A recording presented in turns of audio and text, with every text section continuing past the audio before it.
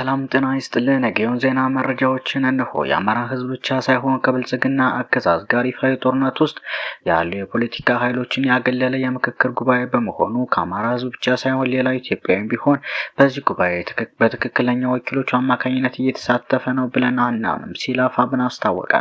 ለልዩነትና ለጦርነት ምክንያት በሆኑ አጀንዳዎች ላይ አካታች ብሔራዊ ውይይትና ምክክር ማድረግን በተመለከተ የኢትዮጵያ ህዝብ ለዘመናት ሲያቀርበው የቆየ ጥያቄ መሆኑ ይታወቃል። ሀቀኛ ብሔራዊ ምክክር ማድረግ ለሀገር ዘላቂ ሰላም አስፈላጊ የመሆኑን ያህል የብሔራዊ ምክክር ሂደት በተለይም የምክክር ሂደቱ አካታችነት የሚካሄድበት ነባራዊ ሁኔታ ሂደቱን የሚመራው ተቋም አወቃቀርና ተቋማዊ ገለልተኝነት፣ አሳታፊነት እና ሌሎችም ሁኔታዎች በአግባቡ ካልታዩ ነባር ችግሮችና ቅራኔዎችን ከማስፋትና ከማወሳሰብ ያለፈ ፋይዳ አይኖረውም።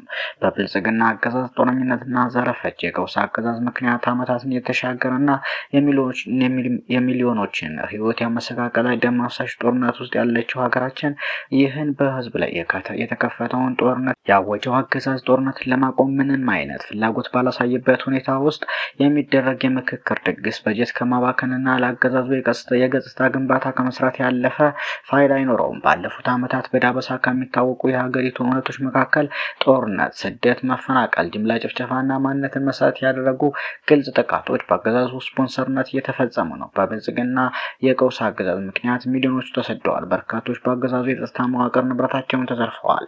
አማራ ክልልን ጨምሮ ከፊሉ የሀገሪቱ ክፍል በወታደራዊ አገዛዝ ስር ከወደቀ 3 ዓመታትን አስቆጥሯል። አገዛዙ በቀጥታ የእርስ በርስ ግጭቶችንና ጦርነቶችን በማዋለድና አለመተማመን እንዲነግስ በማድረግ አብዛኛው የሀገሪቱ ክፍል ቀውስ ውስጥ ይገኛል። ይኸውም ወታደራዊ አገዛዝ ምርጫ ለማድረግ የሚያበቃ የሰላም ሁኔታ ሳይኖር ራሱን ተመራጭ፣ ራሱ ታዛቢ፣ ራሱ መራጭና አስመራጭ በመሆን ትልቅ የፖለቲካና የዲሞክራሲ ክንውን በሆነው የምርጫ ሂደት ላይ መቀለዱን ዓለም አቀፍ ማህበረሰብ የመሰከረውና የታዘበው ሀቅ ነው። ይህንንም ተከትሎ የ2018 ምርጫ ክንውን አለመካሄድና ብልጽግናን በምርጫ ያገኘው ቅቡልነት እንደሌለ ተረጋግጧል።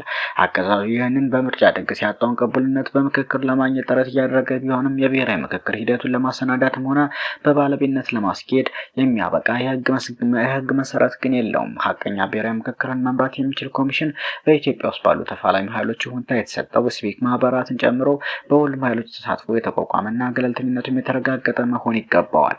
የወቅቱን የብሔራዊ ምክክር ጉዳይ ይመራሉ የሚለው ኮሚሽን ከአገዛዙ በስተቀር በየትኛውም የፖለቲካ ኃይል እውቅናና ይሁንታ ያልተሰጠው ከመሆኑ ባሻገር የብልጽግናን በተለይም የጠቅላይ ሚኒስትሩን የግል ፍላጎት የብሔራዊ ምክክር ውጤት አድርጎ ይዞ ለመቅረብ የተዘጋጀ ሂደቱ የሚመራበትን አሰራር የሚወስን ህግ እንኳን እንዲወጣ ያላደረገ የጓዳ ወዳጆችና የፖለቲካ ደላሎች ስብስብ ነው። ገለልተኛ ባልሆነ ተቋም የሚመራ ምክክር ደግሞ የብልጽግና ካድሬዎች ውይይት እንጂ ብሔራዊ ምክክር አይሆንም። ለሀገሪቱ ችግርም ዘላቂ ሰላም አያመጣም። ላለፉት በርካታ ዓመታት ሀቀኛ ወኪል ሳይኖረው በመቅረቱ ጣፋንታውን ሌሎች የፖለቲካ ኃይሎች ሲወስኑለት የቆየው የአማራ ህዝብ በዚህ ምክክር ጉባኤ ተመሳሳይ ሂደት ውስጥ ይገኛል።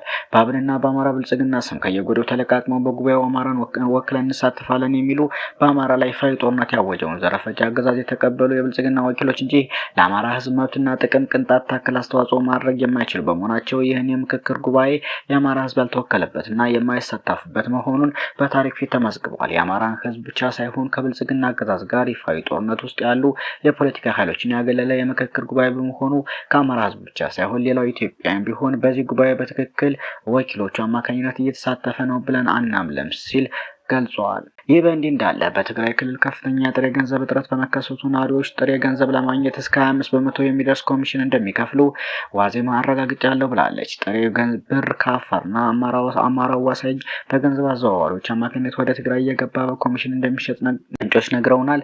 አነስተኛ ጥሬ ገንዘብ የሚፈልጉ ከ5 እስከ 10% ኮሚሽን ሲከፍሉ፣ በወርቅ ማውጣትና ንግድ ላይ የተሰማሩ አካላት ደግሞ እስከ 25% ኮሚሽን እንደሚከፍሉ ተረድተናል። ቀደም ሲሉ ተረጂዎችን በጥሬ ገንዘብ ይደግፉ የነበሩ የረድኤት ድርጅቶች አሁን ድጋፉን በባንክ ሂሳብ ለማስተላለፍ እንደተገደዱና ይህም የባንክ ሂሳብ በሌላቸው ተረጂዎች ላይ ተጽዕኖ እንደፈጠረ ለማወቅ ተችሏል። ሌላው የፌዴራል ከፍተኛ ፍርድ ቤት በእነ ክርስቲያን ታደለ ሽብር የክስ መዝገብ በተካተቱ 52 ተከሳሾች ላይ ብይን ለመስጠት ይዞት የነበረውን ቀጠሮ ወደ ቀጣዩ ጥቅምት 6 አራዘመ። ችሎቱ ተለዋጭ ቀጠሮ የተሰጠው አብዛኞቹ ተከሳሾች በችሎት ባለመገኘታቸውና በሌሉበት ብይኑ በንባብ ሊቀርብ እንደማይችል በመጥቀስ ነው። ችሎቱ የተገኙ ተከሳሾች ፍትህ ያለ አግባብ የተጓተተባቸው እየተጫወተባቸው መሆኑን ለችሎቱ ተናግረዋል። በሌላ በኩል የአዲስ አበባ ምክር ቤት አባሉ ተከሳሽ ካሳው ተሻገርና ጋዜጠኛ ቴዎድሮስ ንብረት የስልክ ቁጥሮቻቸውና ሌሎች አካላት እየተጠቀሙበት እንደሆነ ጠቅሰው ላቀረቡት አቤቱታ ኢትዮ ቴሌኮም ስልክ ቁጥሮቹ ለረጅም ጊዜ ከአገልግሎት ውጭ በመሆናቸው ለሌሎች አዳዲስ ደንበኞች አሳልፌ ሰጥቻቸዋለሁ ሲል በችሎቱ ምላሽ ሰጥቷል። ሰሞነኛ መረጃዎች እነኝን ይመስሉ ነበር።